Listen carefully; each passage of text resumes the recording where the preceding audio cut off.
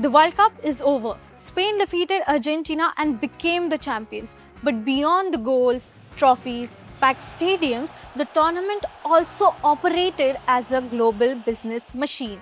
Broadcasters paid billions for media rights. Brands spent heavily on advertising. Teams received record prize money, and prediction markets recorded billions of dollars in trading volume. Here is the business of the 2026 FIFA World Cup in numbers. The biggest World Cup business yet.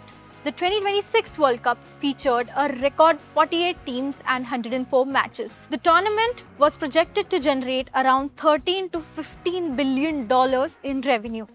FIFA's total revenue for 2023 to 2026 cycle is projected to be around $15 billion. That is almost double the $7.57 billion it earned during the 2019 to 22 cycle, and nearly 5 times its revenue 2 decades ago. Television brings in the biggest money. FIFA's biggest source of revenue is not its ticket sales, it's the broadcasting. The broadcasting rights generate around $4.2 billion. Sponsorships and commercial partnerships added roughly $2.8 billion. FIFA also earned from tickets, hospitality, licensing, and merchandise. The bigger format helped. More matches meant more broadcast hours, more advertising slots, and more visibility for the sponsors. Let's see what companies spent around the Cup. The World Cup business extended far beyond FIFA. Corporate spending linked to the tournament was estimated at $10.5 billion. This included television and digital advertising, influencer campaigns, retail promotions, and sponsorship activations. Only around 2.4 to 2.8 billion went directly into FIFA's sponsorship ecosystem. Another $7.5 to $8 billion was spent on marketing outside the official FIFA partnerships. So for every dollar paid directly to FIFA, brands spent nearly $3 promoting themselves around the tournament. The 2026 tournament was significantly bigger than the Qatar 2022 tournament. The number of teams rose from 32 to 48. Matches increased from 64 to 104. The United States, Canada, and Mexico offered a combined host market of more than 500 million people. The estimated cumulative television audience is around 5 billion viewers.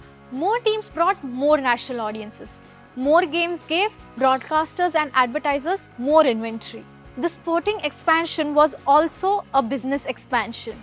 Now let's see where FIFA spends its money. FIFA says it reinvests most of its revenue in football. Its largest planned allocation was $5.1 billion for football development worldwide. Another $2 billion was set aside for organizing tournaments.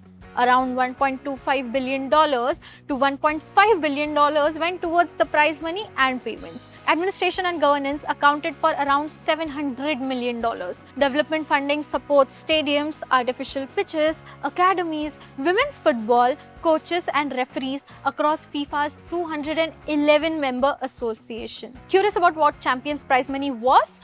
The 2026 World Cup offered the largest prize fund in the tournament's history. The champions received $50 million. Runners-up earned around $33 million. Third place received $29 million. Quarterfinalists earned $19 million each. Even the teams eliminated in group stage received $9 million each. The expansion to 48 teams meant FIFA distributed guaranteed payments across more national associations than ever before. The World Cup lasted for just over a month, but its business extended across the 4-year cycle. FIFA earned from television, sponsorships, tickets, and licensing. Brands spent billions around the tournament. Teams received a record payout. And the business worldwide found ways to monetize football's global audience. The final whistle may have blown, but financially the World Cup was much bigger than the game itself.